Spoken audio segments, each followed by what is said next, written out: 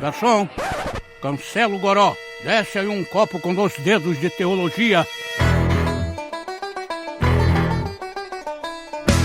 Seja muito bem-vindo ao Baixo Clero, o podcast do 2 Dedos de Teologia. Eu sou Iago Martins, o host desse programa de hoje, e eu encontro a presença ilustre de 2 nomes muito conhecidos aí. Aliás, um mais conhecido, outro que vocês vão conhecer hoje, mas vai valer muito a pena. Estou com o senhor Cacau. Se apresente, Cacau Marques. Opa, sou eu, Cacau Marques, que é pra apresentar como?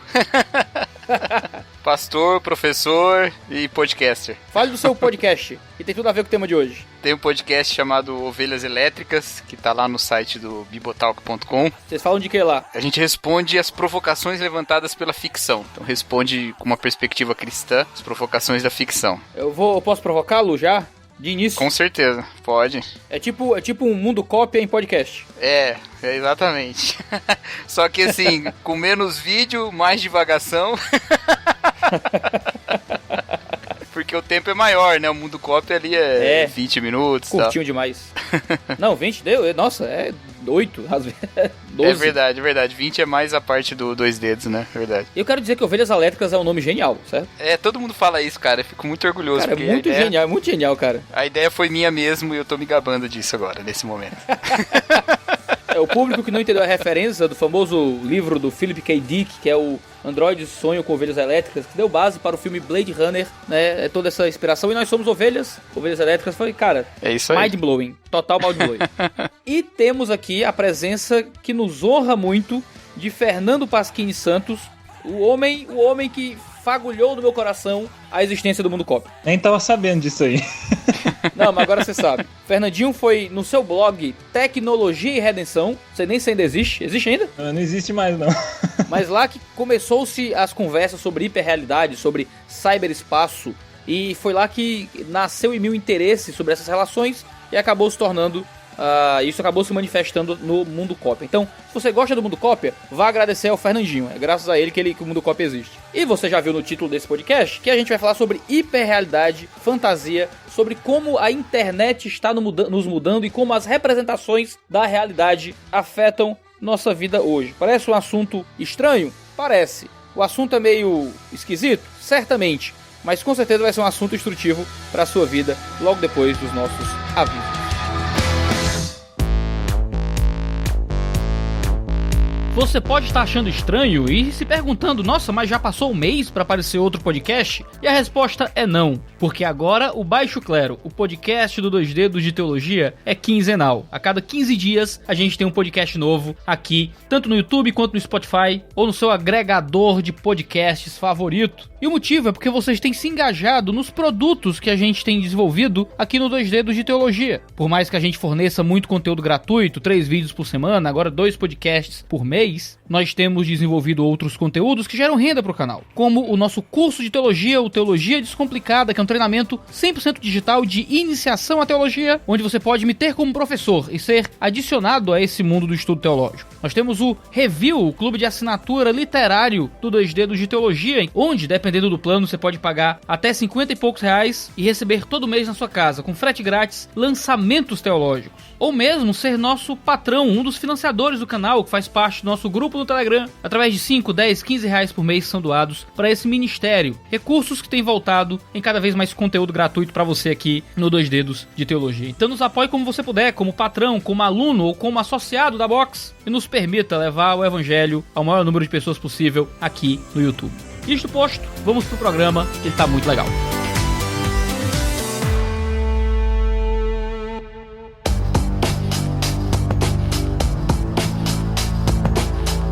Doutor Fernando, você tem uma ampla gama de estudos acadêmicos, né, na sua vida aí. Você é formado em que mesmo? É doutor em que mesmo? Dá aula de que mesmo? Então, Iago, eu sou professor de engenharia biomédica na Universidade Federal de Uberlândia.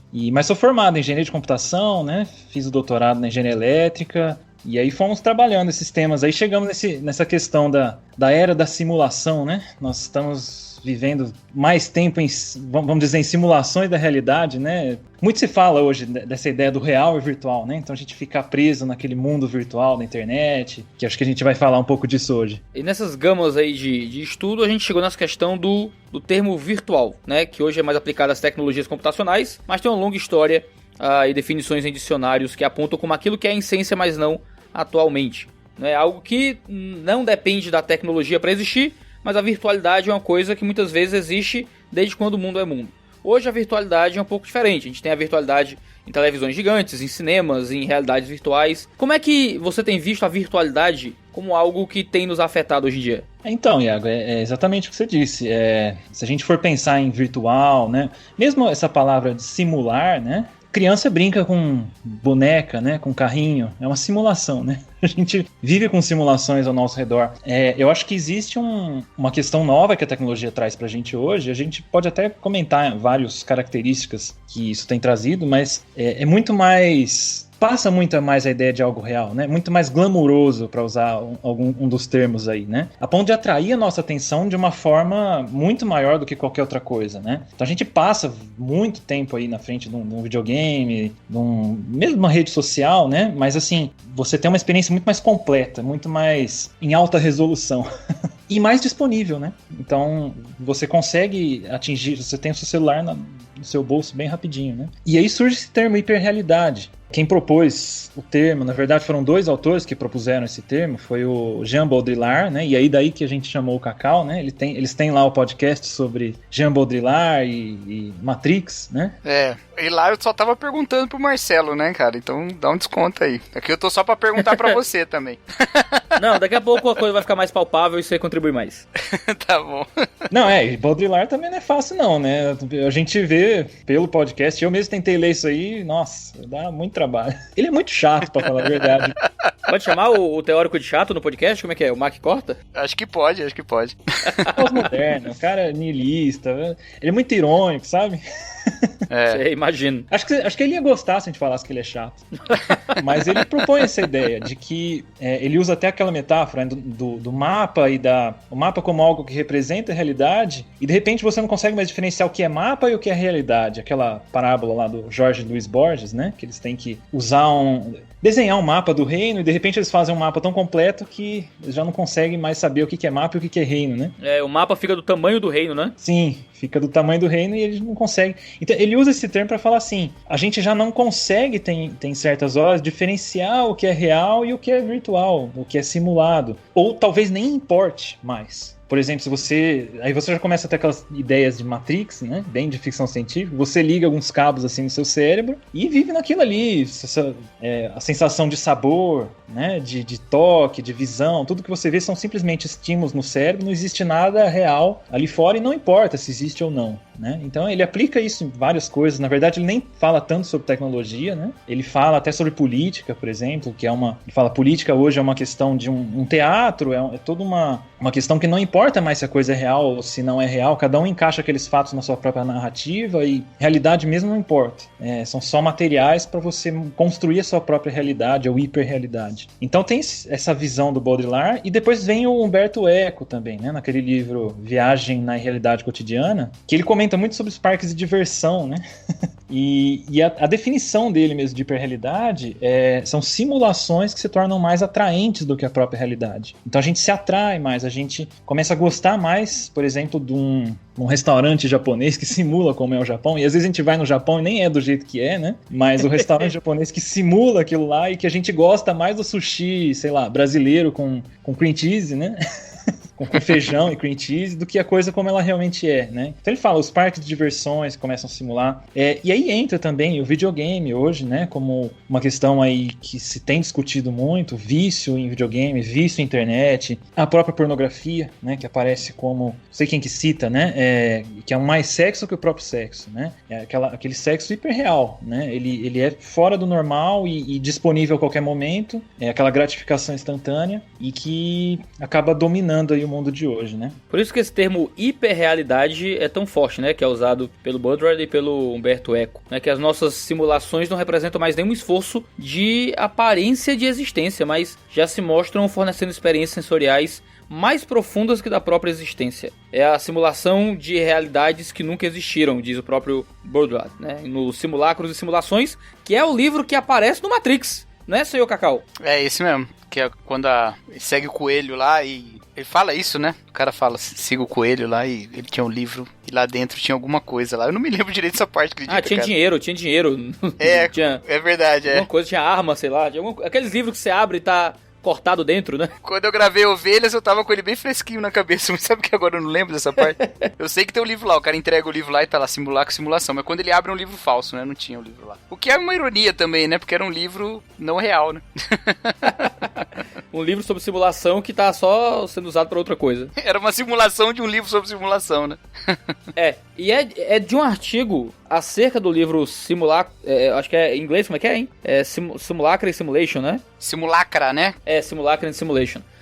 Foi num artigo sobre esse livro que eu vi pela primeira vez ser usado o termo Mundo Cópia. Olha aí. Foi daí que saiu o nome, que todo mundo quer saber de onde é, só vai saber quem vê o podcast. Mas é interessante esse modo como a realidade, né? A hiperrealidade, a representação da realidade, muitas vezes se torna uma substituição da própria realidade. Eu acho que essa é a grande questão que a virtualidade nos toca hoje. A gente vive num tempo em que as comidas não têm mais o seu sabor normal, a gente usa fast foods com sabores projetados artificialmente, em que o Instagram e as revistas apresentam versões tão retocadas dos indivíduos que as imagens acabam representando alguém que não existe de verdade, e a gente fica viciado em ter aquele contato com a hiperrealidade. Vícios como jogos, né, e coisas assim. O YouTube apresenta coberturas bem editadas de feiras, por exemplo, e quando você vai na feira não é tão legal quanto ver o vídeo do Jovem Nerd lá na feira, com as edições e tudo mais. O que acontece é que a experiência de contato com a simulação às vezes é melhor do que a experiência de contato com a realidade. Como muitas vezes o caso da pornografia, por exemplo. O cara é viciado em pornografia e ele tem aquele contato com aquele sexo que está disponível o tempo inteiro. Quando ele tem uma relação real, aquilo não é a mesma experiência da pornografia e ele acaba frustrado na existência comum, né? E o grande desafio desse mundo que a gente está vivendo é como é que o contato com a realidade, aliás, como é que o contato com a hiperrealidade não afeta, né, a nossa vida de realidade de fato. Eu não sei se a questão é só de ser melhor ou de ser mais prazeroso, né? É aquilo que o Fernando falou aí, de que é indissociável, né? O conto do Borges lá que o Baudrillard usou pra falar sobre a hiperrealidade, ele é nesse sentido, né? Você tem um reino com um mapa que... O mapa do reino todo é do tamanho de uma província, e uma província nesse mapa é do tamanho de uma cidade. E aí eles resolvem fazer um mapa ainda mais detalhado, e eles fazem um mapa que é idêntico ao reino. E aí quando o reino cai, você não consegue mais dissociar. Tá lá né? É a mesma coisa, né? Basicamente. E eu acho que é isso também o sentido que ele vai, né? Eu acho que não é nenhuma questão assim, se você tá simulando aquilo ou se aquilo é real, é que na própria realidade das coisas, você tá em contato com uma certa simulação, porque ele fala muito sobre política, mas ele fala muito também sobre propaganda, sobre consumismo, e sobre como todas essas coisas colocam uma certa carga de sentido, assim, e que é difícil separar o que é autêntico do que é simulado, né? Então, agora, eu acho que um reflexo é isso mesmo que você falou, né? A gente acaba substituindo as coisas, né? Eu gostei do que o Fernando falou da pornografia aí, porque o que se fala sobre o sexo hoje em dia é muito virtual, né? Eu acho que talvez seja o assunto sobre o qual mais se mente no mundo é sobre o sexo. Não, acho que é o segundo. O primeiro é guerra. Tem aquela frase famosa de que numa guerra a primeira vítima é a verdade, né? Então o sexo acho que é o segundo assunto. Tem que colocar uma citação do Choque de Cultura aí. Tem que ter o Renanzinho falando. Ó, ninguém faz sexo não, Rogerinho. Dá muito trabalho. Só finge que faz sexo. Mas, então, porque, assim, se coloca no sexo uma espécie de coisa transcendental, que o Schaeffer denunciava já na obra dele também, e de repente as pessoas não encontram isso, né? E passam a acreditar que o sexo como mera expressão de intimidade, amor, mera ação constituinte de uma relação que inclui outras coisas e não só o sexo, é pouco. E acho que isso desemboca assim na pornografia, desemboca em você ver as pessoas imaginando experiências sexuais que vão além das possibilidades. É o que eu senti. Eu não assisti o Mundo Cópia sobre esse assunto, desculpa, Iago. Mas a questão do... Perdoa não. Striking Vipers lá do Black Mirror. Striking Vipers, né? Aquele episódio dos caras que transam no videogame, né? Então, essa ideia de que não deve ter uma dimensão sexual que vai além das limitações do nosso próprio corpo e que seja ainda mais prazeroso, ainda mais transcendental. Eu acho que tem esse negócio, sabe? Que acaba ocupando muito por causa disso. Então, assim, essas questões que a gente coloca de simulação, né? Mais evidentes, assim, no dia a dia, do que a gente enxerga através das telas, de simular estarmos em algum lugar quando a gente não tá, como por exemplo o restaurante japonês ou coisa do tipo, são alguns aspectos, não todos, daquilo que ele denuncia dessa realidade ficcional que a gente acaba inserido se a gente não tiver um olhar mais crítico, assim. Então, é até interessante que, até ia citar outro autor, né, demorou pra falar dele, é o Albert Borgman, né, ele trabalha também sobre hiperrealidade num livro dele que chama, deixa eu lembrar, Crossing the Postmodern Divide, né, são dois livros, na verdade, Crossing the Postmodern Divide e o Holding on to Reality. Então ele fala sobre essa ideia da simulação, ele até define alguns tipos de hiperrealidade, dá um tratamento assim, mas um detalhe que ele chama bastante atenção é a descontinuidade da hiperrealidade. Então esse termo descontinuidade, o que é isso? Por exemplo, no caso da pornografia, eu não tenho um relacionamento com aquela experiência, né, com aquela pessoa que eu tô vendo na tela. Então assim, eu acesso a qualquer hora, em qualquer lugar. Então outra característica que ele diz também é a disponibilidade. Muito se fala, né, que antigamente você tinha que ir na banca, né, para comprar uma revista de pornografia, ou tinha que ir na locadora. Hoje em dia tá no bolso, né? Então é uma coisa muito disponível e uma coisa muito descontínua, porque em um momento você tá ali, outro momento você tá ali, e aí acaba que até distorce a nossa visão sobre sexualidade também nesse sentido, porque o sexo ele é contínuo, né? Na visão cristã ele tem essa continuidade dentro de um casamento, dentro de um relacionamento conjugal, e a hiperrealidade traz essa descontinuidade, mas também em vários outros aspectos, não só a sexualidade.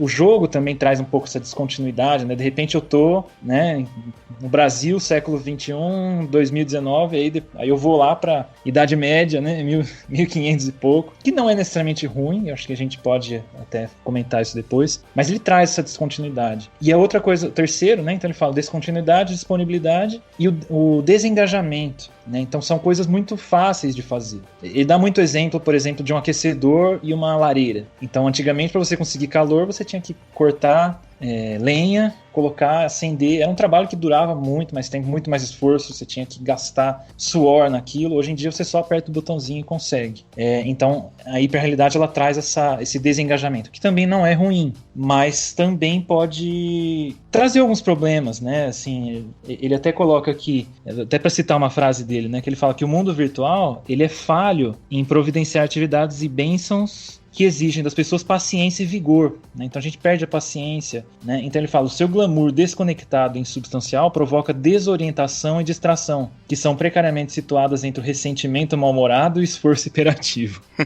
Faz uma frase bem pesada aí dele, né? Mas assim, esse desengajamento, o fato de ser muito fácil, eu não sei se isso tem gerado até assim, psicologicamente, a gente fica muito impaciente, né? O negócio dá problema, a gente se estressa muito rápido e espera que as coisas sejam muito rápidas, né? Gera esse estilo de vida muito rápido, então vai causando todos esses problemas, né? E aí as outras características que ele põe também é essa questão do glamour, né? Então é muito alta resolução, muito completo, muito perfeito, né? De uma forma que realmente nos atrai. Interessante isso aí, eu não conhecia esse autor, Albert Borgman. Ele é considerado um filósofo da tecnologia, né? Mas é interessante que ele é um católico romano, então ele dá até uma abordagem cristã também. Tem um outro livro dele que se chama Power Failure, e aí o subtítulo é Christianity in the Culture of Technology, eu acho, né? Cristianismo na cultura da tecnologia, e ele traz uma abordagem cristã mesmo, uma cosmovisão cristã aí, né? Claro que num ponto de vista católico, mas bem interessante, assim, um cara muito bom para discutir esses temas. Eu acho muito legal porque discutir isso é discutir muito da nossa vida hoje, né? E os efeitos disso na realidade. Porque todos nós vivemos constantemente lidando com esse tipo de coisa, com elementos de desengajamento, de glamour, de hiperrealidade. E a gente vive num tempo que tem fome de realidade. Esse tipo de coisa afeta a gente de tal forma que a gente fica querendo cada vez mais a vida em si, né? A vida real. Porque a gente percebeu que o contato com a vida a partir das lentes da simulação, acabam prejudicando a gente. Eu lembro muito do filme A Origem, por exemplo. Eu quero até fazer um mundo cópia sobre isso, eu não fiz ainda. Mas você tem o filme A Origem. Eu vou dar spoiler do A Origem aqui. Belo filme, hein? Já pode dar spoiler de Origem, já que é filme antigo. Mas, sei lá, A Origem. No final, o cara gira o totem, certo? Que vai dizer se ele tá na realidade ou não tá, se ele tá com os filhos dele de verdade ou não tá. Aí quando vai ver o filme, pum, acaba e você não sabe se ele tá na realidade ou não. O que é que o Nolan tá querendo dizer pra gente? O final do filme dá a entender que não importa se ele tá no sonho ou na realidade. Não importa. No final das contas, essa é uma informação que não é importante pra gente. Que a gente não precisa ter. O importante é que ele tá curtindo os filhos dele. Parece que a ideia é que se não existe... Se os filhos deles não... Se ele não está curtindo os filhos dele na realidade, mas só no sonho, tudo bem. Ele tá com os filhos dele. Ele alcançou o objetivo dele. Só que isso é absurdo, porque se ele não tá curtindo os filhos dele na realidade, os filhos dele estão lá jogados em algum lugar, sem pai, tá ligado? Ele tá num sonho, numa fantasia. Existe um prejuízo para a vida comum quando nós nos contentamos com as satisfações da vida imaginária. Eu lembro muito do episódio de The Big Bang Theory, quando a Penny não consegue uma promoção, eu acho, ou algo parecido, e ela fica viciada em jogos online. E alguém diz, não, é porque agora... é. Você lembra disso? Muito bom esse episódio. Alguém diz, acho que é o Leonard, que agora ela tá feliz com pequenas conquistas e pequenos prazeres, ela ganha um level a mais, isso a satisfaz, né? Porque o cara pode ter negócios lucrativos no GTA V online, enquanto a vida financeira dele vai à míngua, né? Uma jovem pode manter sua cozinha bem arrumada e os móveis em lugares harmônicos do The Sims, enquanto o quarto acumula lixo. O pai de família pode ter seus filhos cada vez mais distantes, com relacionamentos familiares cada vez mais superficiais, enquanto monta equipes cada vez mais entrosadas no PlayStation. Você adentra no mundo de fantasia que te devolve uma experiência de realidade que às vezes é mais rápida, mais breve, mais desengajada do que a experiência real. Na pornografia eu aperto um botão, eu tenho acesso a toda uma quitanda de mulheres para todos os gostos de várias idades, né, como canta a canção, e depois eu aperto o botão de novo e acabou, enquanto o meu casamento tem uma vida sexual que não representa o ideal de forma nenhuma. Então a gente é transformado por isso, as nossas expectativas são transformadas, por exemplo. Eu lembro de outro episódio do Big Bang Theory em que o Howard é um cara mó estranho e tem a Bernadette, que é uma moça muito bonita, que se apaixona por ele. E ele não quer a Bernadette. E quando a Penny pergunta pra ele, ele diz, não, tá esperando alguém melhor, né? Alguém diferente. Diferente como? Assim, quando aquela mulher que fez Transformers? Megan Fox. Uma Megan Fox, né? Aí você pergunta, como é que tá a cabeça de um cara, né? Pra ele achar que o padrão de mulher que ele vai alcançar é uma atriz de cinema, né? Por mais que venha alguém muito mais bonita do que ele pra ele. É porque o padrão de análise dele tá deturpado, as expectativas dele estão erradas. A realidade é um problema para a expectativa. Tudo aquilo que existe na ordem do concebido é superior àquilo que existe na ordem do vivido. A fantasia sempre é maior do que a realidade. À medida que a gente vive com doses cavalares cada vez mais imersos em um mundo de ficção e de fantasia, de cinema, de cultura pop, de filme, de pornografia, de simulações, quando a gente começa a ter contato com a realidade não representa mais a coisa de fato. Antes disso, um exemplo. Você citou Black Mirror agora há pouco, né, Cacau? Você citou Striking Vipers. Tem o The Entire History of You, que é aquele do grão, que você lembra qualquer coisa, né? Eu lembro muito. Esse aí eu não esqueço. Ó a piada aí. Mas é Viagrão? Como é que é? Não é Viagrão? Não. Mas tem uma cena muito triste que eles estão... A cena começa com um ato sexual intenso do casal, e quando a câmera sai da primeira pessoa, eles estão tendo um ato sexual triste, assim, simples, sem grandes performances, mas cada um vendo na própria tela um ato sexual que foi talvez uma grande memória de sexo pra eles. Isso lembra muito pessoas que têm que consumir pornografia pra poder se excitar no seu próprio casamento. Você tem a vida real sendo destruída pela imagem da fantasia, porque aquilo é mais glamuroso, brilha mais diante dos olhos e acaba destruindo a expectativa que a gente tem com a vida real. Até você falando, Iago, eu vejo assim, uma grande, talvez não seja uma grande parte, ou o apelo mesmo que a gente tem nessa hiperrealidade, seja esse senso de liberdade, de você escolher e definir o que você quer, né? Nesse sentido, assim, a hiperrealidade ela é muito pós-moderna, no sentido de você construir o seu próprio ego, construir a sua própria história, porque a realidade mesmo, ela talvez não ofereça esse tipo de coisa, né? Você acaba tendo que aceitar, por exemplo, o mundo como ele é, né? Para usar esses termos, e dentro de um panorama assim daquela ideia do Giddens, né? De um projeto reflexivo do eu, então eu tenho que construir a minha identidade, eu tenho que definir o que é melhor para mim, autonomamente. A hiperrealidade, ela acaba chegando desse jeito, né? Com essa promessa pra gente. Então, na internet eu posso ser quem eu quiser, eu posso falar o que eu quiser, oferece essa liberdade de escolha, mas que às vezes acaba deixando a gente perdido, né? Porque a gente gera essa ansiedade. Quem fala muito disso é o Philip Rieff, né? Triunfo da terapêutica. No Brasil tem muito o Guilherme de Carvalho fala sobre isso, né? O Homo Sentimentalis. Eu tô com o Triunfo da terapêutica do meu lado aqui, na minha mão. Então, esse livro é sensacional. E essa ideia de construir a sua própria identidade. E a tecnologia, ela surge como essa possibilidade, né? De você ignorar, vamos dizer, as restrições que lhes são colocadas, né? A começar do seu próprio corpo.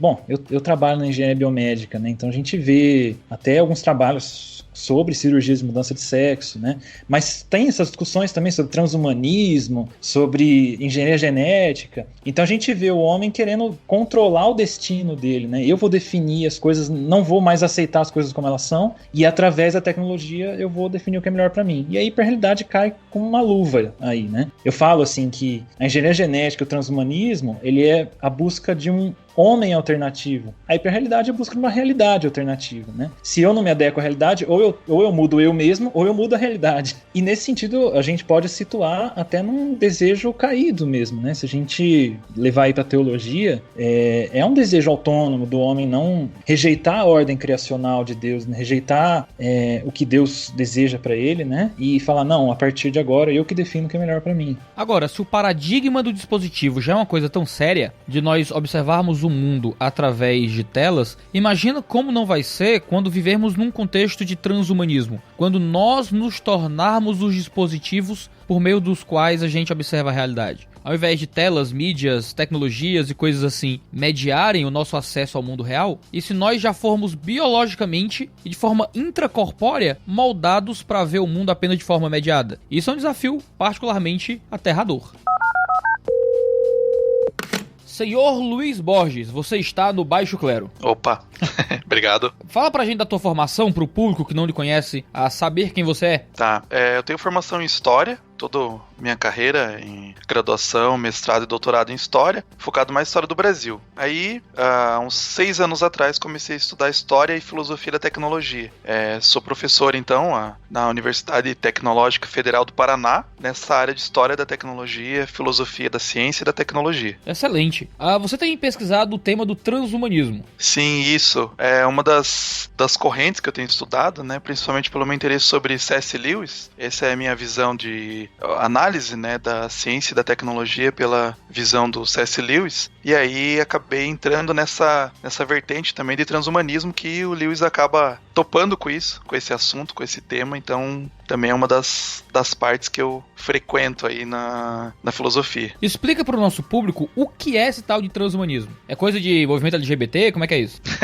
Não, foi um movimento que começou ali por volta da década de 1920, as primeiras ideias, exatamente na Inglaterra. Um lugar que surge muitas ideias filosóficas, né, e científicas ali, principalmente em torno de Oxford, começou a surgir esse debate. Então, esse termo mesmo, a palavra transhumanismo, ela só vai surgir em 1951, vai ser cunhada pelo Julian Huxley, o irmão do Aldous Huxley. Ele vai cunhar esse termo, e a ideia era exatamente para uma busca de superação dos limites humanos, né? Então, os seres humanos têm limites de idade, né, de vida, tem uma estimativa de vida, tem algumas limitações corpóreas, né, no corpo, nos sentidos. Então, era essa busca de superar essas limitações. E quais seriam as vias para isso? Então, seria exatamente a biologia, né? Porque no começo, aí para a virada do século XX, a biologia está muito forte, principalmente com os experimentos, né, que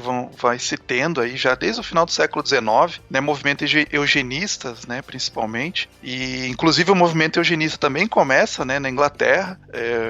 Então, eles começam, a biologia está muito forte, e, primeiramente, essa ideia de, através da biologia, superar, então, dar uma, digamos assim, acelerar a evolução, né? E o homem, então, conseguiria passar dessa limitação, dessa carcaça humana, desse corpo limitado, ultrapassar isso através da biologia. E aí se utiliza também tecnologia, né, que tinha da época, uma busca de várias tecnologias, mas muitas dessas pessoas que estavam propondo o método transhumanista, eles já pressupunham que a gente ia chegar numa hora que a gente ia ter, se utilizar a tecnologia. Então, é um período antes, por exemplo, da descoberta da estrutura do DNA, né, que começa a surgir esse movimento transhumanista. Mas com a descoberta do DNA, com o mapeamento do genoma humano e outras tecnologias, né, principalmente da informação, né, da computação, utilizando na biologia, foi-se cada vez apressando mais, né, essas ideias e colocando mais a ideia de que a gente ia poder usar a tecnologia para ir, num primeiro momento, substituindo algumas partes do corpo humano, né? Então, por exemplo, o olho, né? Você colocar um olho biônico, os órgãos indo substituindo, né? Os órgãos que a gente tem por órgãos mecânicos, né? Eletrônicos, que seriam melhores, né? Do que os naturais, de acordo com as ideias dos transhumanistas, né? Isso parece coisa de filme de ficção científica, né? Tanto que, né, um dos primeiros aí, talvez romances, né, o Admirável Mundo Novo, é exatamente escrita pelo irmão, né, do Julian Huxley, o Aldous Huxley. Todos eles estavam envolvidos na biologia, né? Os dois Huxleys, eles são netos do Thomas Huxley, que era considerado o bulldog de Darwin, já no século XIX, né? Então, ele defendia com muita força, assim, né, as ideias do Darwin. Então essas ideias estavam muito presentes aí. Então o Aldous Huxley, quando ele escreveu esse livro Admirável Mundo Novo, né, ele colocou essas ideias que estavam permeando entre esses transhumanistas. Então ele colocou aí essas ideias no livro dele. E é interessante que realmente muitas dessas ideias que aparecem nas ficções científicas, o próprio C.S. Lewis, né, ele escreve lá a trilogia cósmica e ele coloca muito dessas ideias que esses primeiros defensores dos métodos transhumanistas, eles estavam propondo em textos acadêmicos, né? E daí esses autores aí de ficção científica emprestam essas temáticas e colocam em suas obras ficcionais, né? E hoje em dia, esse tipo de movimento ainda existe com alguma expressão filosófica? Ele tem ficado bastante forte ultimamente. Você tem vários defensores. Acho que um dos mais famosos e conhecidos é o Harari, Yuval Noah Harari. Tem aquele livro Homo Deus, né? Ele é um grande defensor. Ele fala a única maneira de o homem conseguir permanecer a sua existência é exatamente se tornar, né, evoluir. O próximo passo do Homo sapiens, né, seria evoluir então usando todos esses mecanismos da biologia, né, dessa biologia moderna que está dando grandes passos. Então a gente pensa hoje em dia, né, com a clonagem, com o CRISPR, né, que é a edição genética. Então tá ganhando muita força ultimamente. Ainda no Brasil é um pouco desconhecido, né, esse termo transhumanismo, mas lá fora é bastante famoso. Tem muitos defensores, muitos autores, né, falando sobre isso. É uma coisa assim que tá bem na pauta do dia, né? Mas aqui no Brasil ainda tá chegando, né? Ainda tá aparecendo, dando os primeiros passos, né? Como uma filosofia mesmo, né? Uma corrente filosófica. Mas lá fora é muito forte, né? Defensores mesmo falando, não, é a única maneira, né, de a gente sobreviver. A gente, por exemplo, tem a inteligência artificial. Então logo a inteligência artificial vai ultrapassar a inteligência humana. Então qual que é a maneira de a gente não desaparecer, da raça humana não desaparecer? É se juntar, né, a essa inteligência. Então você tem vários aí, inclusive tem filmes que popularizam isso, né? Tem aquele filme Transcendência, inclusive, né, esse termo, né, transcendental, né, ultrapassar os limites. Esse filme Transcendência, que tem o Johnny Depp, né, como ator principal, exatamente ele faz isso, né, coloca essas discussões de uma forma mais popular, né, que é a ideia, então, de que a gente consegue baixar nossa mente, digamos assim, um dos últimos passos na evolução, né, você baixa sua mente para um computador e aí você consegue sobreviver indefinidamente, né, na rede. Luiz, quais são, então, os desafios disso para uma boa filosofia da tecnologia e para uma ética cristã da tecnologia? Quando surgiu esse movimento, né, começou a surgir os primeiros esboços lá na década de 1920, autores, né, como o C.S. Lewis, o próprio Tolkien escreveram sobre isso. O Michael Polanyi, né, que foi um filósofo da ciência, ele tinha, né, toda a sua formação em química, depois ele migrou para a filosofia da ciência, da tecnologia. Eles já estavam pensando naquela época, né, algumas dificuldades, algumas visões que tinha. Por exemplo, essa ideia, né, de que o corpo era uma coisa ruim, né, que é uma coisa bem comum para os transhumanistas, né? O corpo é uma coisa que a gente tem que se livrar porque ele é uma coisa limitadora, né? Ela está segurando a mente humana presa aí e limitando bastante. Então, tem que sair disso, né? Então,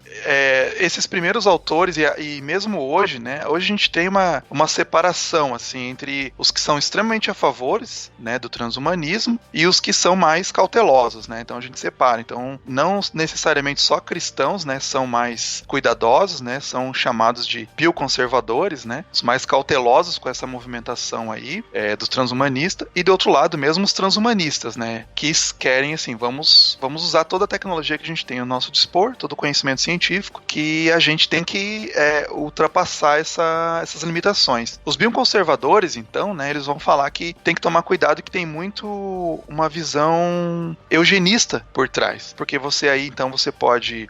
certas pessoas vão ter essa evolução, né? Vão ter capacidade financeira para investir, né? Por exemplo, né?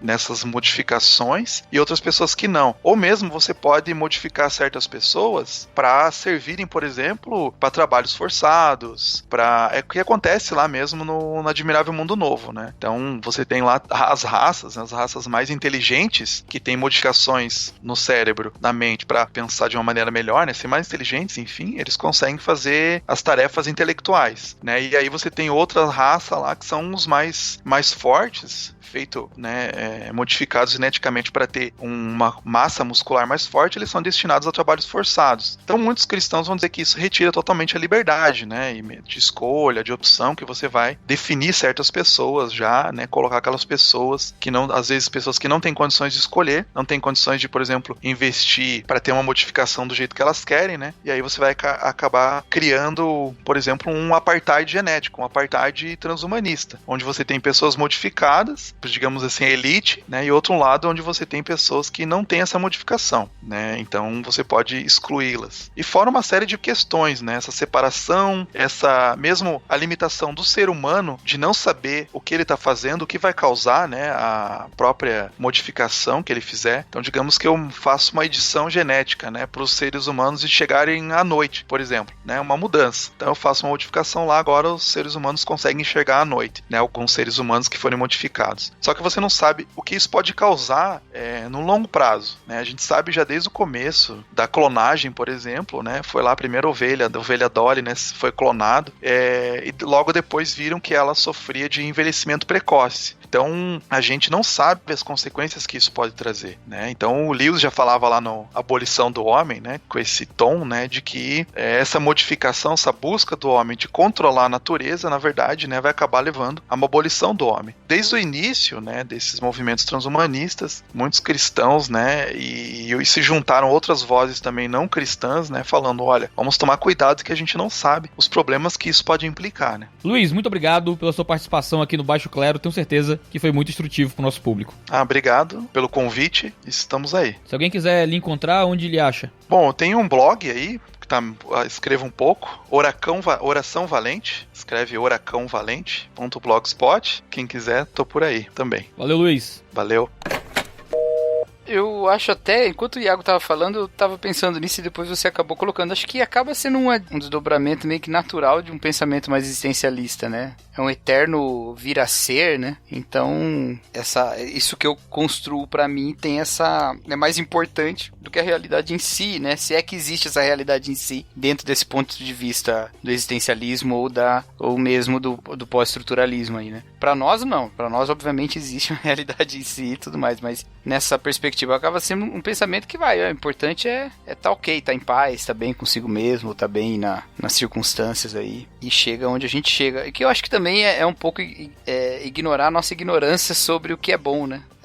É meio redundante, mas é verdade, né? A gente passar por cima, a gente não sabe o caminho. A gente não sabe um caminho bom pra adotar pelos nossos próprios conhecimentos, né? Por isso que acho que a Bíblia manda a gente não estribar no próprio conhecimento, né? Então, não tinha como terminar bem assim. Ou não tem como terminar bem se não for num sentido mais profundo, né? Uma coisa que eu digo muito, né? Eu falo sobre essa questão de aceitar a realidade, aceitar as coisas como são, mas isso não é fácil também, né? Porque a gente vive num mundo caído, então, só que a gente tem esperança, né? É uma coisa que eu costumo falar bastante em algumas aulas que eu dou, né? Que com a esperança cristã que a gente tem alguma, vamos dizer, alguma base para poder enfrentar a realidade, porque de fato você vai para a realidade, você vai encontrar, sei lá, vulnerabilidade, feiura, né? Então, assim, eu falo isso também porque eu gosto muito de jogar, né? E eu me impressiono demais com as paisagens que você faz nos jogos, esses jogos de exploração, assim. Caramba, The Last of Us foi uma experiência quase transcendental pra mim. Então, essa experiência estética que eles trazem, e de repente você sai daquilo e você olha aquela parede toda pichada, na varanda de casa, assim, na sacada de casa a gente já olha tudo pichado, aquela bagunça, que é o mundo de hoje, né? Então, assim, não dá vontade mesmo de enfrentar o mundo de hoje. A gente tem pecado, tem fraqueza, tem queda, tem doença, tem tristeza indo lá, né? Mas, bom, a gente tem essa esperança de ressurreição, né? De um novo céu, uma nova terra. A gente tem essa possibilidade de enfrentar, né? Começar do próprio fato da encarnação, né? Que é a afirmação da realidade para o cristão, né?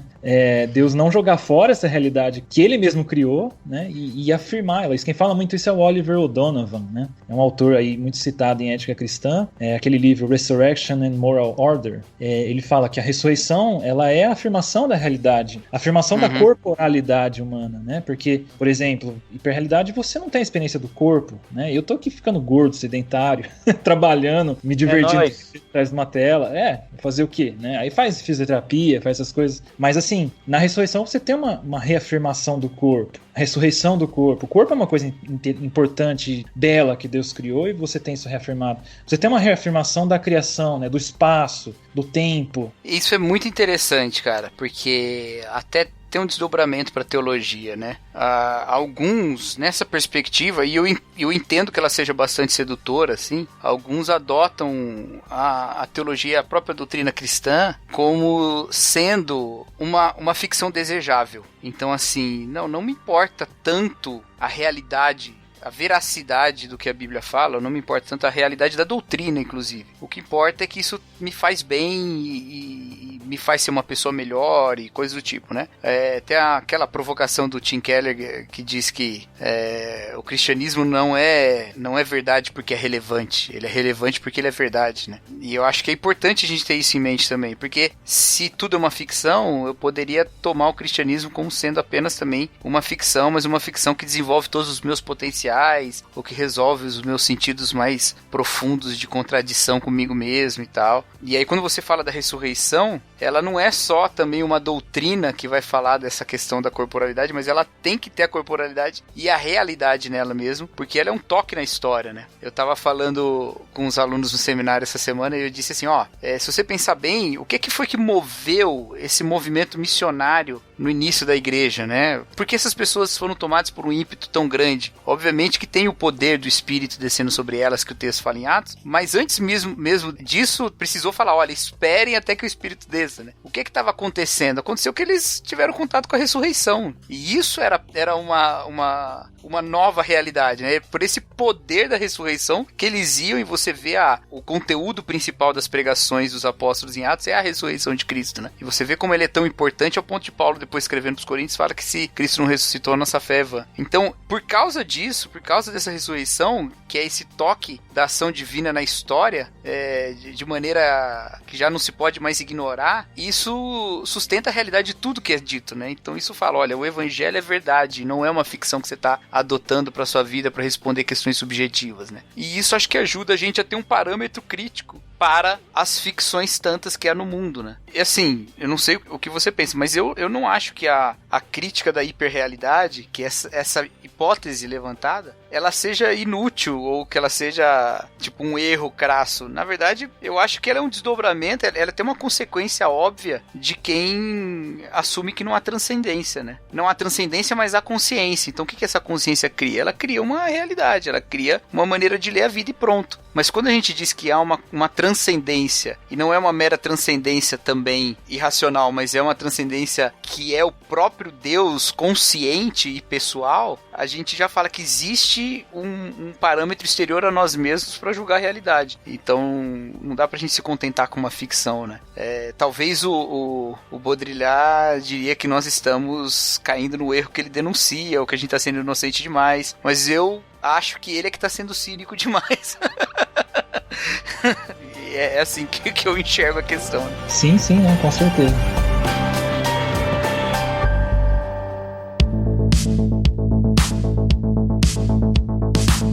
Mas, gente, a culpa é da tecnologia? A culpa disso tudo é o fato de que existe videogame? É isso? Então a gente tem que parar de assistir filme, a gente tem que parar de ver internet, a gente tem que parar de ver pornografia? Isso acho que é bom parar, mas a gente tem que parar de ter contato com simulações? É isso que vai fazer nossa vida mais cristã? Então, Iago, eu diria que um pouco sim, viu? Da tecnologia, mas eu acho que, mas claro que não vai cair nessa questão de que a gente tem que parar completamente. Quando eu digo que também é que eu quero... Aí a gente trabalha com filosofia da tecnologia, né? A gente vai dizer assim que, de fato, a própria presença da tecnologia, ela já afeta muito os nossos desejos, os nossos, né? Não sei, talvez se a pessoa tá tendo muito problema, parar um pouquinho por um tempo, talvez até seja bom, né? Então, eu acho primeiro que tecnologia é um termo muito amplo, né? Porque tem tecnologia de tudo, né? Você tem um liquidificador, é tecnologia, né? Acho que a gente tá falando mais da tecnologia da informação e essas mídias, né? Eu não sou gamer, a não ser no celular. Eu estava até na hora do almoço jogando Lemmings, que é uma questão nostálgica pra mim, e tem pro celular. Nunca ouvi falar. É clássico, né? Não conheço. E tem uma versão pra Android bonitinha, cara. Os bichinhos são mó bonitinhos, mó bem feitos. Mas assim, eu não sou gamer, não tem essa questão, mas também não sou de maneira nenhuma contra o videogame, nunca tive essa demonização que se faz do videogame, e a questão pra mim é até pior em outras telas e outras mídias, sabe? Eu acho que a questão de uma comunidade, e aí o videogame é um problema maior, não é tanto o fato dele ser um game, mas muitas vezes o videogame ele se torna um ambiente de uma comunidade, como uma comunidade onde as relações são relações pautadas pelo pecado, da mesma maneira que acontece nas redes sociais, ou nas mídias sociais, né, que era o nome que a gente usava e que agora a gente usa redes sociais. Eu acho que o problema tá aí, a gente cria relações, e eu acho que a tecnologia facilita que essas relações sejam relações, para usar um termo bem caro à nossa época, relações tóxicas, né? Relações que fazem mal, mas que, numa leitura teológica, relações de pecado mesmo. Relações babilônicas, eu diria, né? Pautadas pela Babel e não pela criação, pelo Éden, né? Porque, primeiro que tem essa questão do distanciamento, né? Que o Fernando falou, e a gente gosta muito de colocar nesse ponto, né? Do distanciamento, mas também tem o fato de que os perfis de internet, eles são monumentos ao nosso próprio ego, né? Eles são projeção daquilo que a gente considera o melhor que a gente pode revelar para os outros, né? As características que a gente quer tornar públicas, a gente coloca nos nossos perfis. A que a gente não quer, a gente não coloca, né? Você acha que você tá gordo, então você bota imagens lá do passado em que você tava magro e bota agora no presente só close, bem fechado na sua cara, que aí não aparece, né? O que não tem problema nenhum você fazer isso, a não ser que você se confunda e acredite que aquele lá é você. E você é muito mais do que o perfil que você revela pros outros, né? E nisso é um monumento ao nosso ego tão grande que a gente fica muito suscetível, né? A gente fica muito melindroso e é um barril de pólvora, né? É um barril de pólvora, é tóxico o tempo todo, a gente diminui o outro para se tornar maior. E isso acontece muito na comunidade gamer, que eu já li a respeito, mas nunca participei desse tipo de relação muito agressiva, dessa relação, né, que ofende, que vai além. E acontece também nas redes sociais, acontece no Facebook, Twitter, Instagram e tudo mais. Então, pra mim, o problema não é a tecnologia em si. O problema é nós deixarmos que isso se torne uma coisa tão grande na nossa vida que a gente acaba se tornando uma questão de quase vida ou morte, ou confundindo a nossa identidade com essas identidades que são virtuais, vamos dizer assim, né? E isso é muito perigoso. E eu acho, e vou dizer mais ainda, eu sei que eu tô me alongando, mas vou me alongar mais um pouquinho. Tem uma questão que eu tenho pensado, as redes sociais estão se tornando tanta realidade na nossa vida que nós estamos substituindo também a fé ou as práticas religiosas por essas práticas de redes sociais. Olha só, o John Piper fala que a função da rede social é provar que a gente não deixou de orar por falta de tempo, né? Eu acho que não é nem só uma questão de substituição de tempo, é uma substituição de função também. Quantos e quantos tweets nossos não seriam melhores se fossem orações a Deus, ao invés da gente lançar no Twitter, né? Então, a gente reclama no Twitter às vezes e não pede a Deus por aquilo que a gente tá reclamando. Por que isso? Porque eu acho que as redes sociais acabam se tornando uma espécie de alvo das nossas reivindicações para que exerça justiça, uma justiça que a gente não clama a Deus. Então a gente quer que haja uma vergonha pública, a gente quer que haja um engajamento contra alguma coisa que a gente acha errada, a gente quer clamar as pessoas para se adequarem aos nossos códigos morais nas redes sociais e a gente não coloca isso diante de Deus, a gente não deixa com que as nossas vertentes de tristeza, pessimismo, sejam canalizadas na oração, sabe? Porque a gente substituiu, a gente tá clamando que caia fogo na cabeça desse samaritano, sabe? E acontece, né? Porque a resposta nas redes sociais é mais rápida, do que na oração, porque a gente não tá acostumado com esse tipo de coisa, de falar com Deus e deixar na mão dele. A gente quer uma gratificação imediata. Isso pra mim é muito perigoso. Isso é adotar uma ficção ainda mais ficcional, se a gente pode dizer assim, né? Na nossa própria vida, sabe? Isso é substituir relações que são relações reais. Quer ver uma coisa? Se alguém pede pra você orar por essa pessoa pelo WhatsApp, você manda um emoji de mãozinha, sabe? Mandar um emoji de mãozinha é mais fácil do que ter que visitar a pessoa. Então, vamos lá, tô orando, manda um emoji lá e tal, e tá beleza. Tudo bem, tranquilo, tem vezes que a gente não pode, não tem como ir, é longe, não sei, né? É melhor você mandar uma mensagem dizer que tá orando por alguém que mora distante de você do que você não fazer isso. Mas, primeiro, você tá orando mesmo? E segundo, para aqueles que estão próximos, você tem cuidado desses que estão próximos como quem tá próximo? Você tem substituído suas amizades também por amizades que são essas ficções, sabe? Então, eu acho que a tecnologia tem um papel nisso tudo, mas o problema não é a tecnologia em si, o problema é muito o jeito que a gente usa e como a gente deixa ela dominar a nossa vida cotidiana, assim. Eu posso falar da perspectiva. Eu não acho que eu sou gamer, tá?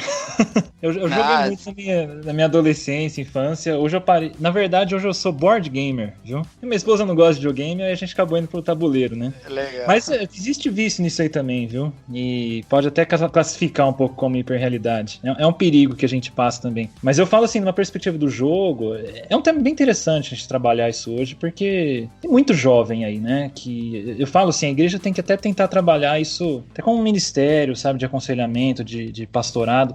Teve aí uma notícia recente aí da Organização Mundial da Saúde, né? Que aprovou, não é que aprovou, eles definiram já vício em videogame como uma patologia já, né? Então a ser tratada. Assim, o mundo tá muito preocupado com essa questão do videogame.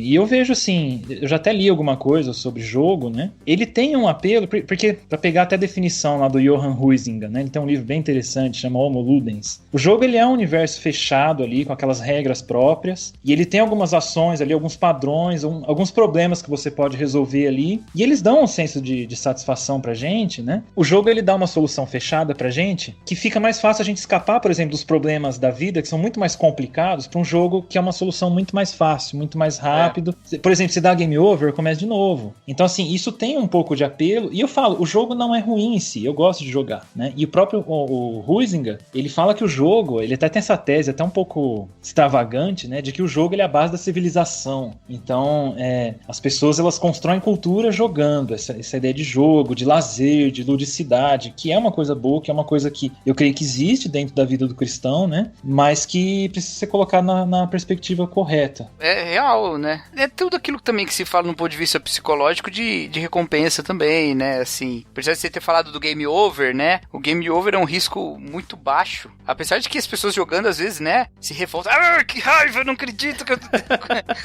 uma coisa tão besta e tal. Acontece, mas assim, é um risco muito baixo em relação à possibilidade de você ter uma recompensa que te deixa feliz ali. É uma dinâmica de vício, né?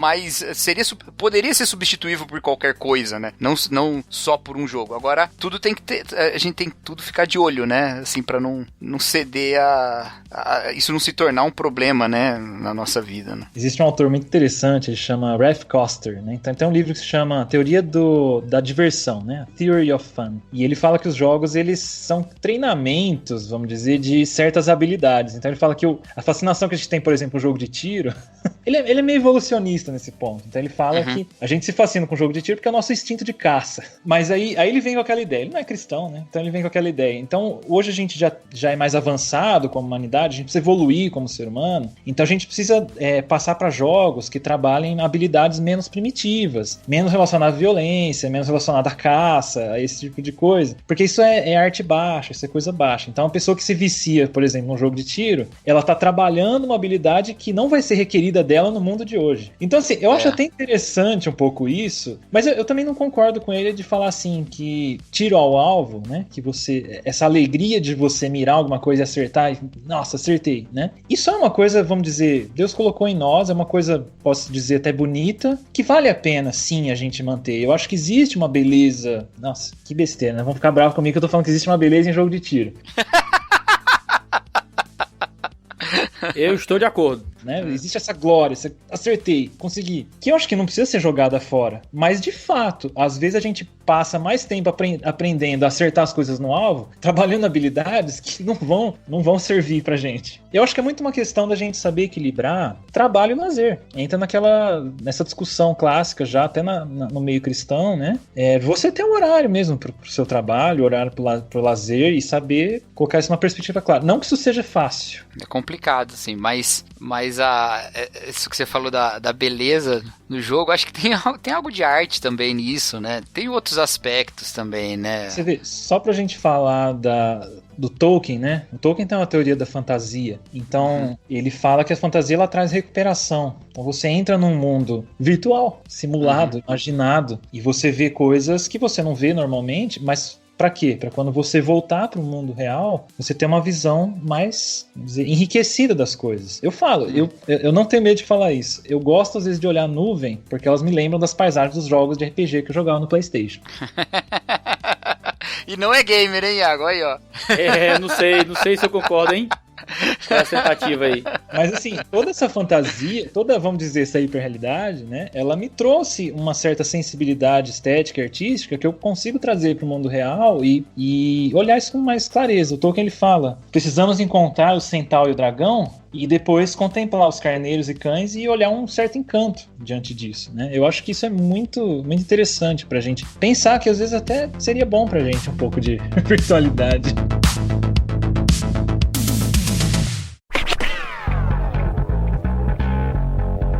Agora, vamos sair um pouco dessa esfera mais pessoal e mais comunitária e entrar numa esfera um pouco mais civil. A questão da hiperrealidade também tem uma política de alguma forma, não é? O esforço político muitas vezes costuma ser um esforço contra a realidade. Tem uma frase francesa muito famosa, que foi um dos slogans dos eventos pretensamente revolucionários de maio e junho de 1968 na França, que era o tomem seus desejos por realidades. Eu não vou arriscar falar em francês não, porque minha pronúncia não é boa não. Não vou arriscar não. Vida. Desculpa. A Norma Braga briga comigo se eu pronunciar errado o francês. Mas aquela coisa, o Roger Scruton, no As Vantagens do Pessimismo, fala sobre a falácia utópica, dizendo que as armas e os escudos utilizados pelos otimistas inescrupulosos em sua guerra contra a realidade. E parece que a luta da utopia, a luta da revolução, geralmente é uma luta contra a coisa em si. Você não quer lidar com os fatos, lidar com a existência comum. Você está numa batalha para fornecer até mesmo uma nova realidade, que é a linguagem que é usada no contexto de revolução mesmo. Você quer uma nova realidade, você quer um novo mundo. E a Hannah Arendt, no Origens do Totalitarismo, usa um termo que eu gosto muito, que é experimentos contra a realidade. E virou até o nome de um livro de outra pessoa, né? Falando sobre o nazismo e o totalitarismo de forma geral. O Alain Besançon, no Breve Tratado de Sovietologia, fala a mesma coisa. Fala que a única forma da gente se defender do totalitarismo é de um contato forte com a realidade para conseguirmos vencer a surrealidade ideológica.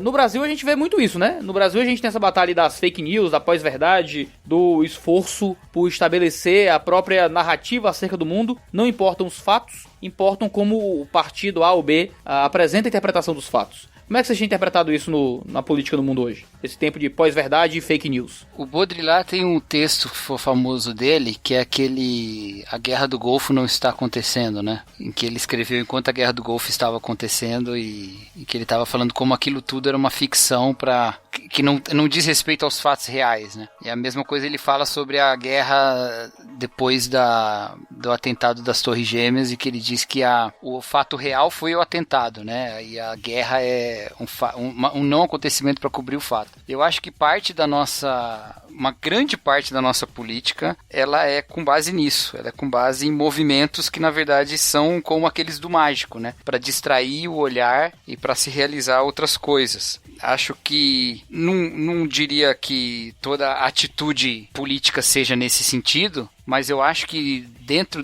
das possibilidades políticas que se apresentam na nossa democracia hoje, a maior parte delas não está realmente fazendo uma proposta de realidade, né? E eu tenho resistido a isso num jeito meio apolítico, mas aí na minha atitude pessoal, né? E eu ainda tô me perguntando se isso é uma alienação ou não, pensando no quanto o bem político que eu gostaria que estivesse presente na nossa sociedade faz parte dos meus esforços pessoais e cotidianos para as pessoas que estão ao meu redor, né? Ou seja, o quão comprometido eu tô com esse bem mesmo, ou isso é apenas um projeto numa disputa desse grande teatro político, sabe? Porque a gente perde isso. E eu acho que uma das belezas da ação da igreja no mundo é realmente chamar para essa realidade, sabe?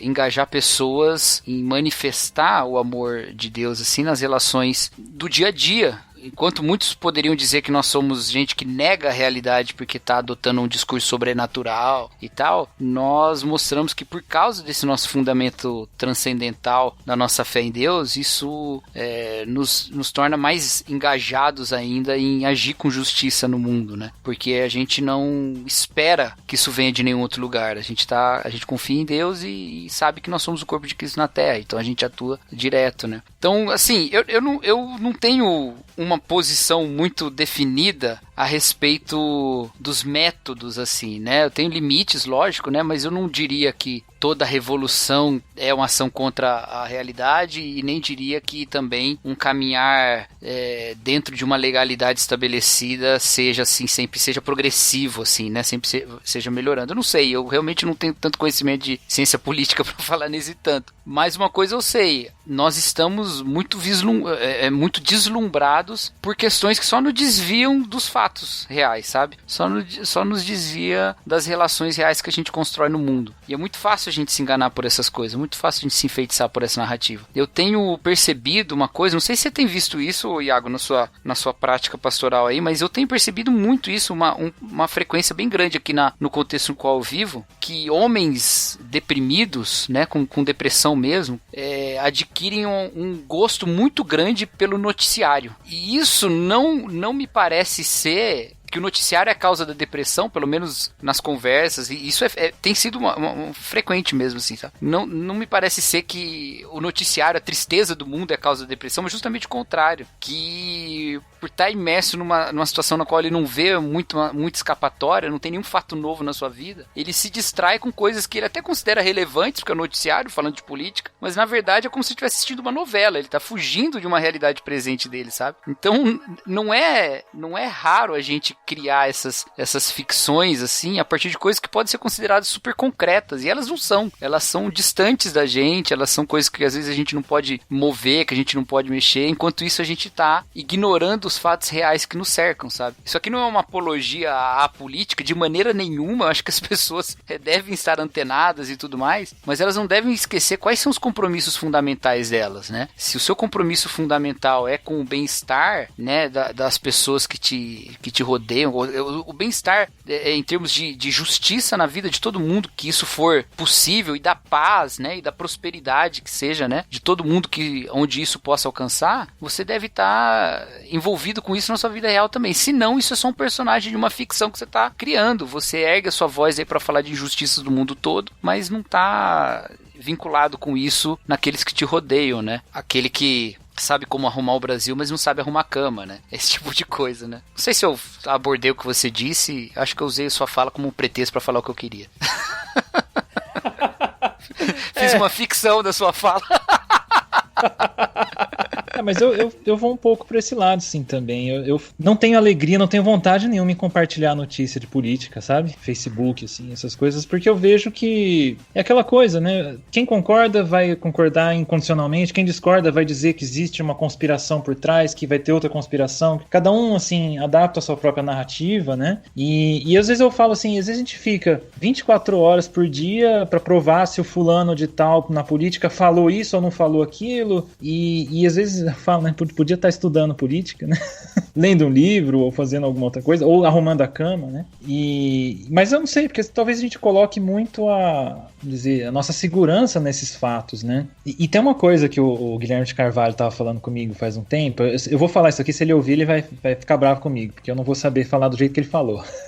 Mas é assim, às vezes a gente se aproxima muito das pessoas hoje com essa visão política, sabe? Com essa visão que a gente pega nas redes sociais. E isso é um fato também que eu vejo que acontece muito. Quando você não tem uma rede social, não tinha, por exemplo, você ia conhecer alguém, você suspendia os certos julgamentos que você tinha. Você tinha aquela surpresa de querer conhecer alguma coisa além dessas categorias políticas, além de posicionamentos, além de algumas polêmicas que a gente encontra na internet, né? E dava para entrar em outros assuntos. Hoje em dia parece que essa questão hiperreal, política, ela acaba tomando todos os nossos relacionamentos, né? De uma forma que a gente ignora que existem outros aspectos na realidade, além desses que a gente fica olhando na hiperrealidade. É isso mesmo. Fica um joguinho, assim, uma coisa, uma identidade que a gente veste, que a gente acrescenta à nossa vida pra botar em disputas, né? E assim, olha, de novo, eu não tô falando isso que é pra você abandonar suas convicções políticas de jeito nenhum, eu só acho que é um alerta válido que essas suas convicções políticas sejam baseadas na realidade, né? Então, queira saber mais sobre o que você pensa, queira saber mais sobre o que o outro pensa, coloque na balança aí, encontre pessoas reais, não esqueça que pessoas têm opiniões e não o contrário, né? Ir contra opiniões não é ir contra as pessoas que as detêm necessariamente, né? Tem que lembrar dessas coisas também. E com isso cresce muito mais, né? Tem muito mais possibilidades aí. Isso aí que você citou, Guilherme, ou que você parafraseou, depende da fidelidade que você teve em mencionar ele. Mas isso aí que você falou é real mesmo, né? O quanto as nossas... esses rótulos que a gente está criando sobre as pessoas impedem que a gente tenha relações reais mesmo, né? Já começa com um pé atrás, já começa com uma... E o contrário também, né? O quão você tem que se limitar também na expressão das coisas que você pensa para que o outro também te receba ou que você não crie problema. Eu acho tão triste, cara, quando a gente fala assim, puxa, porque o Natal, né, sempre vai ter aquele tio chato, ou sempre vai ter aquela sobrinha revoltada e sempre vai ter uma briga, assim. Cara, é tão chato que você não possa, assim, sabe, ter a sua convicção, a sua opinião e ter uma conversa e uma conversa civilizada sobre isso, porque o tio chato que você conhece, você sabe que ele não é uma pessoa que quer que todo mundo morra. Ele acredita que o pensamento que ele tá tendo é um pensamento que vai por um caminho melhor, e a mesma coisa sobre a sobrinha que você conhece tão bem há tanto tempo e sabe como foi criada e sabe como é, sabe? A gente precisa às vezes lembrar que as pessoas são pessoas antes delas serem os rótulos, né? Eu acho que esse papo de hiperrealidade toca isso também, sem querer ser simplista ou pastoral demais, mas a gente precisa olhar mais para as pessoas, né? O que você falou da ressurreição, né? Se essa ressurreição de Cristo, se essa vida nova de Cristo é a vida de fato, como a gente diz, né, na nossa pregação, então é com esse olhar da ressurreição que a gente olha pro outro, né? E acho que isso é importante. Eu costumo falar muito dessa questão nós temos nos tornados incivilizados, né? Se você for pensar nessa ideia de civilidade, como você lidar com diferente, com ruído, né? Com coisas que você não quer lidar e que você tem que lidar, a hiperrealidade tem deixado a gente menos resiliente para esse tipo de coisa, menos capaz de enfrentar essas situações diferentes. Todo mundo já vem falando, até meio óbvio isso, né? Essa questão do Facebook criar as bolhas, né? E esse tipo de coisa. Pois é, até nossa compreensão da realidade é mudada por um contato apenas mediado, né? É o Borgman que fala sobre isso, né? Sobre o paradigma do dispositivo. De que a gente só tem contato com a realidade através de um dispositivo que nos mostre a realidade, como se a gente só estivesse vendo o mundo pela lente da tela. Como é que eu sei sobre política? Através daquilo que o Twitter me mostra. O que é que eu sei sobre a realidade? Aquilo que as notícias me mostram. Eu não tenho um contato direto com o acontecido, eu tenho um contato mediado com o acontecido. Então eu sou moldado por aquilo que a minha mediação gera em mim. Então a visão política que eu vou ter, a visão social que eu vou ter, a visão econômica, tudo tá dependendo da minha mediação. Chega o absurdo de você assistir um show pela tela do celular pra depois você poder ver o show pela tela do celular, né? Você fica filmando o show ao invés de ver o show. Eu não acho problema a pessoa filmar o show. Eu acho que ela até pode, ela quer guardar aquilo pra ela. Mas ela filmar o show inteiro, cara. Pra quê? Pra depois ela assistir o show inteiro pelo celular. Pô, ver na TV que é mais jogo, é melhor. Não é? Uma transmissão. Pô, assistir um jogo de futebol na TV é muito melhor do que no estádio. Você nem gosta de futebol, Iago. Deve ser por isso que eu acho isso. Olha você fazendo uma ficção aí, ó. Eu não sei se vai sair um pouco do tema, mas eu penso até as tentativas que a gente tem de trazer a realidade de volta, né? Eu costumo falar muito da gourmetização da realidade, né? Então, assim, o homem, a pessoa, ela percebe que ela tá lidando com coisas muito virtuais, com coisas... E aí ela cria, sei lá, caderninho Moleskine, né? Frango caipira, né? Essa coisa gourmet, hipster, né? Isso tem a ver com esse negócio do consumo que forma as nossas identidades, né? É bem isso aí. Tem um livro interessante que chama A Vingança do Analógico, David Sachs, que ele tava falando, ele tem exatamente esse ponto, que as pessoas já estão cansadas do mundo digital e elas estão buscando agora as coisas analógicas. Nós vamos atrás do vinil, né? Tem um capítulo sobre jogo de tabuleiro, né? E existe esse movimento, né? Mas é interessante, eu li esse livro assim, a gente fica com aquela impressão de que coisa de hipster, né? Coisa gourmet. Tem um texto interessante que fala também como as editoras bateram o Kindle, né? Sim. Porque o crescimento do Kindle estagnou, né? Onde ele tem mais mercado, inclusive, né? No Brasil parece que ele tá aparecendo mais, mas porque a gente tá atrasado, né? No hemisfério norte parou, não se vende mais dispositivos, e aqueles que tem compram ou renovam, trocam o dispositivo, mas você não aumentou o mercado. E aí é isso, né? Valorizando o real. E tanto que as pessoas falam, né? Eu gosto do cheiro do papel. Nunca cheirou um livro na vida, né, cara? Até o Lucinho cheirou mais livro que você e... Nossa! Mas aí fala disso, né? Desse negócio do cheiro do livro novo, da coisa. E acho que vai nesse mesmo caminho, né?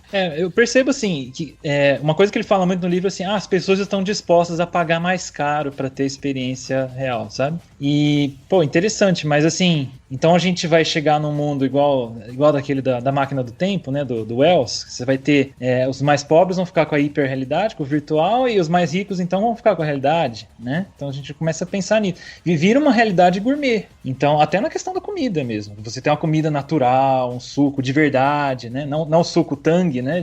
De pozinho, mas ele sai mais caro. Então, eu fico me pensando também onde a gente vai chegar com essa busca de voltar para a realidade, só como um bem de luxo. A realidade virou bem de luxo. Nossa, isso até na própria hiperrealidade, né? Você tentar simular algo que não é tão hiperreal assim. Tem aquele episódio do Black Mirror, esqueci o nome. Tava pensando nele agora, 25 milhões de créditos lá, de méritos, é o segundo. 10 million merits. Então, assim, se eles são pobres, eles vivem naquele mundo fechadão, assim, né? O cara, ele consegue olhar a natureza lá fora, ele tem uma janela para as árvores quando ele ganha dinheiro. E ele fala, quando ele pega aquela maçã dentro da maquininha, ele fala, a única coisa real que a gente tem aqui ainda vem coberto num plástico. Sim. E depois ele tá tomando um suco de laranja, né? Naquele final lá, ele tem esse luxo, né? Eu costumo até falar que a gente deveria buscar uma inclusão analógica agora, né? Não só a inclusão digital, mas trazer a realidade de volta, mas não como um bem de luxo só, né? Também trazer isso pra uma questão aí de, não sei se entrar nesse termo, justiça social, não sei se é bem isso. Cara, não, mas você tá falando, cara, é muito interessante isso, cara. Por exemplo, uma igreja que, sei lá, faz um almoço de domingo, sabe? Gostoso, um irmão que faz uma comida, chama pra almoçar em casa, num almoço de domingo. Isso traz a realidade pra quem às vezes nem pode ter muito acesso a essa realidade, né? Eu falo, às vezes até assim, a gente vê, a pessoa ela fica viciada, mas às vezes é aquilo que ela tem, né? Eu ia falar sobre uma pesquisa que eu vi no Brasil, sobre o crescimento da busca de vídeos pornográficos caseiros. Uma moça chamada Mayumi Sato, que é gerente de marketing da maior rede social de sexo no Brasil, ela disse numa entrevista pro Globo que as pessoas estão atrás de relações reais e que as pessoas pessoas estavam cada vez mais procurando pornografia que fossem rústicas, simulando relações comuns e menos cinematográficas. Muitos materiais enviados pelos próprios usuários no site dela lá, que eu não vou dizer qual é, mas tem aqui na notícia. Aí o que acontece? As grandes produtoras estavam começando a investir em materiais pornográficos com estética amadora, para tentar alcançar as pessoas que estavam procurando não simplesmente o sexo mais brilhante possível, mas o sexo que parecesse o mais real possível. Justamente porque apresenta um problema psicológico daqueles que estão na busca pela realidade. Se fosse uma ficção científica, a gente ia falar que é mentira, né, mano? Ah, cara, mas é o nosso mundo.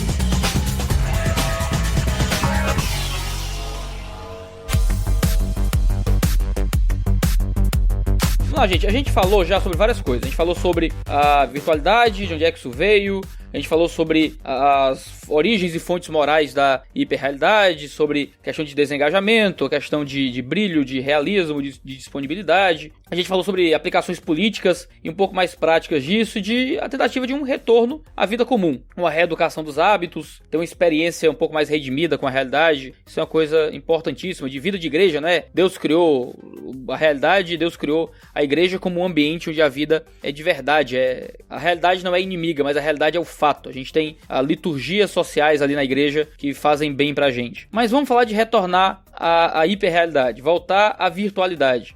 Vamos tentar construir aqui uma ética da descontinuidade. Abandonar o simulado não é a resposta, a gente já falou sobre isso, mas como é que a gente encontra de fato uma cultura de recuperação, Fernandinho? Então, aí entra naquela questão que eu até comentei, né, de você saber o lugar adequado para você buscar essa virtualidade, né? É aquilo que eu falei, existem coisas boas na fantasia, existem coisas boas no jogo, talvez isso envolva a gente saber dosar mais adequadamente ao nosso lazer, o nosso trabalho. Mas uma coisa que eu vejo que ajuda, talvez, né, é a gente pensar nos nossos desejos. É aquilo que você falou até, Iago, da liturgia, né, pegando até aquele gancho do James Smith, né, da gente reeducar a nossa imaginação, a nossa vontade de fazer certas coisas, para buscar o que realmente Deus nos chama a fazer, o que realmente importa. Por exemplo, eu costumo dar muito esse exemplo. Às vezes você está numa viagem turística, vamos dizer, você até esquece o celular. Não sei quem já teve essa experiência, mas você esquece que existe o celular, né? Hoje em dia tá mais difícil ainda. Mas por quê? Porque você tem coisas tão interessantes à sua frente, né? Tão desejáveis, que você esquece de desejar outras. É uma questão de você moldar os seus desejos, né? Desejar as coisas que valem mais a pena,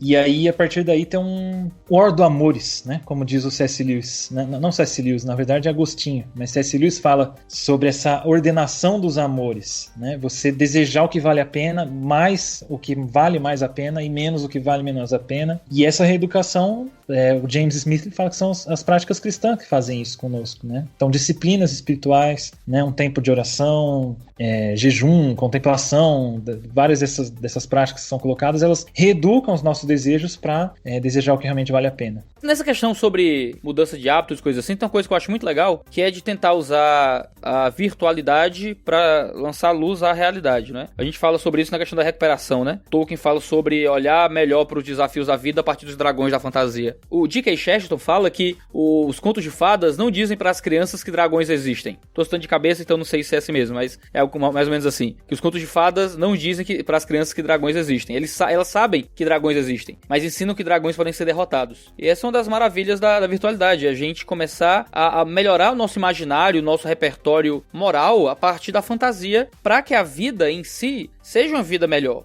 Deixa eu dar um exemplo bem bobo aqui, mas que eu gosto muito. Tem um seriado que eu vejo pela Amazon Prime, chamado This Is Us, que é sobre família. E o seriado é quase crente, assim, é quase obrigatório assistir. Parece que um crente escreveu aquele negócio. A gente vai brigar aqui agora, hein, Iago? Por quê, cara? Jesus é maravilhoso, cara. Porque o dia que eu falei que achava meio você falou que eu era uma pessoa horrível no Twitter. Ah, você é uma pessoa ruim, cara. Você é uma pessoa má. Você é uma má pessoa. Rapaz, olha, nenhum tweet meu deu tanta polêmica quanto essa. Eu apanhei de direita e esquerda esse dia. Ah, não, mas aí, cara, dizer que... Porque assim, a esquerda diz que Hitler é de direita, a direita diz que Hitler é de esquerda. O que você fez foi dizer que Hitler é do teu lado, tá ligado? Dizer que This Is Us é nhé, teu brother, né? Não, Deus o livre, cara. This Is Us é maravilhoso. Mas, cara, aí eu fico assistindo o negócio e fico me imaginando naquelas situações, dizendo, puxa, eu queria ter esse tipo de atitude também. Eu queria ter essa postura, eu queria ser esse tipo de pessoa, sabe? Você tem ali uma mimese instintiva, de você ter um padrão pra imitar. Parece muito simples, mas a gente muitas vezes precisa encontrar, através da fantasia, da hiperrealidade, do videogame, um tipo de esforço, um tipo de treinamento moral mesmo, que nos aponte pra vida. Às vezes a gente tá dentro de um carro, com vários amigos, ouvindo um podcast. E a gente tá ali, calado, ouvindo outros amigos conversar com vírgula sonora. Talvez seja a experiência de quem tá ouvindo aqui esse podcast agora. Vários amigos no carro ouvindo outros amigos conversando, ao invés de conversar.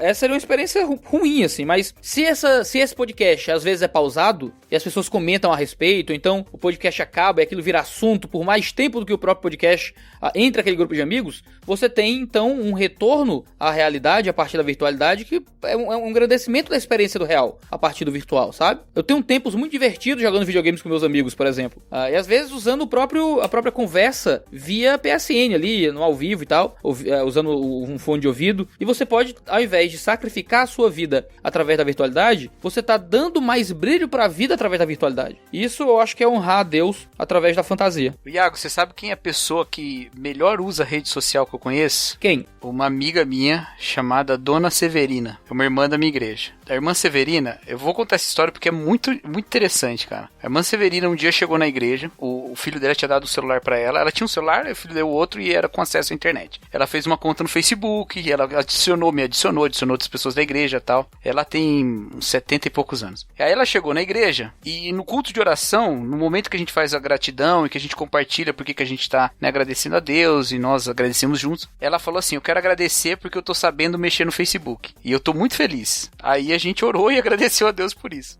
A irmã Severina, isso é muito louco, porque eu nunca tinha feito essa ligação até recentemente. Como é que ela usa o Facebook? Ela, o tempo todo, manda mensagens, comenta em foto de gente, bota foto dela com os parentes, mas sempre assim, valorizando as pessoas, trazendo uma palavra. Quando vê alguém meio pra baixo, escreve alguma coisa assim, né, meio chateado, algum jovem, alguma coisa, ela vai lá e escreve assim, olha, Deus te abençoe e tal. Sempre desse jeito, cara, sempre desse jeito. Ela usa o Facebook como mais um meio pelo qual ela pode levar coisas boas para as pessoas. E eu sempre admirei isso nela e tal, só recentemente eu me lembrei desse dia que ela agradeceu por isso lá atrás. Porque desde lá de trás, ela não excluiu Deus do Facebook dela, sabe, cara? E eu acho que falta isso um pouco na gente, né? A gente parece que tá numa terra sem Deus quando tá nas redes sociais, né? Existem algumas dicas até práticas, assim, que alguns autores dão, né? Tem o Andy Crouch, tem um livro bem interessante para cristãos, mesmo para famílias cristãs, falando sobre o uso da tecnologia nas famílias, né? E ele fala sobre até organizar a sua casa de um jeito que não permita distrações tão fáceis, né? O celular ele é muito difícil hoje porque a gente distrai com ele tá ali do lado, né? A gente acorda, tá do nosso lado, é mais fácil abrir. Então, assim, eu acho que é válido também, às vezes, a gente colocar algumas restrições, porque a gente se abre mais para algumas outras coisas. Quando a gente não tem a opção do celular, a gente começa a contemplar outras opções, né? E às vezes até tá junto com as pessoas, é aquilo que você falou, Iago, de estar com os amigos e conversar, e às vezes até se expor a situações que se tivesse celular a gente não se exporia, né? Não se colocaria em certas situações, mas que de repente a gente começa a ficar surpreso com quanto que Deus pode fazer ali naquelas situações, coisa que a gente nem esperava e que a gente acabou indo às vezes contra a vontade e acabou descobrindo. Eu falo isso, por exemplo, hoje em dia tem muita criança, né, que fala, eu não quero comer essa comida aí, e aí come, gosta, né, e aprende, e a gente assim o tempo inteiro. Então, às vezes assim, se a gente se silencia para algumas opções que nos são dadas e se abre às vezes para alguma coisa que a gente não quer tanto, a gente acaba se surpreendendo muito mais. E aí que, assim, a gente pode se policiar. Até uma questão de... Fala-se muito hoje, né, de um certo minimalismo. Eu não sou adepto dessas coisas de Marie Kondo. A gente tem tantas atividades, sabe? E eu vejo isso na minha vida. A gente fica tão desesperado. Eu preciso fazer aquilo, eu preciso fazer aquele ativismo todo. E às vezes, assim, ficar parado sem fazer nada, a gente não consegue, a gente fica inquieto, né? Fica impaciente. Mas esse já é um ponto pra gente voltar pra realidade, né? Porque é ali que a gente começa a ver coisas que a gente não prestaria tanta atenção e começa a se maravilhar com coisas, né?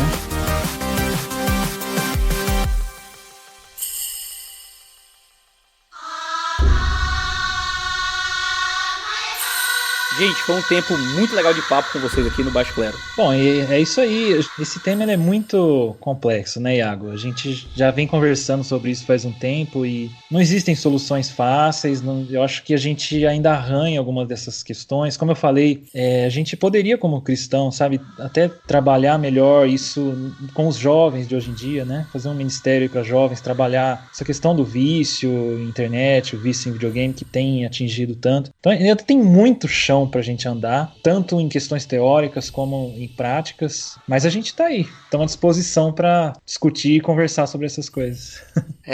Valeu, Iago, pelo convite, com tanta antecedência, assim, que eu pude me preparar bastante pra estar presente aqui. Os ouvintes saberem, ele mandou uma mensagem pra mim e falou: você tá disponível pra gravar um podcast agora? Eu falei, cara, em 10 minutos eu tô chegando em casa e gravo. E deu tempo. Eu conectei em 10 minutos certinho, né? Com a gente é assim, rapaz. É assim, você não foi o primeiro, não.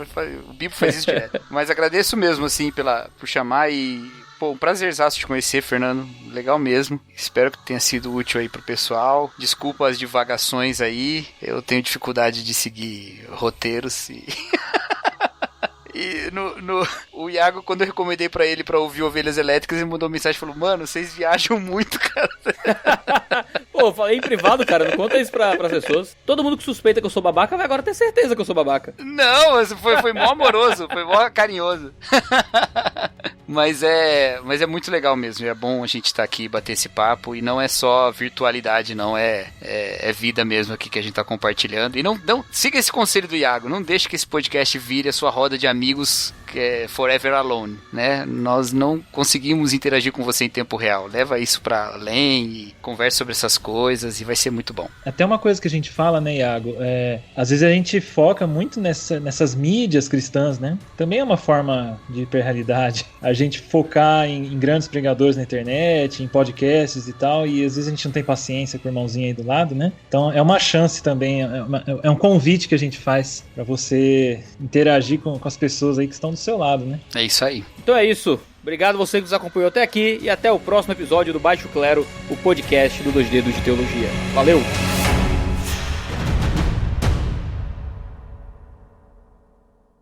Este podcast foi editado por Mac Bibotalk Produções.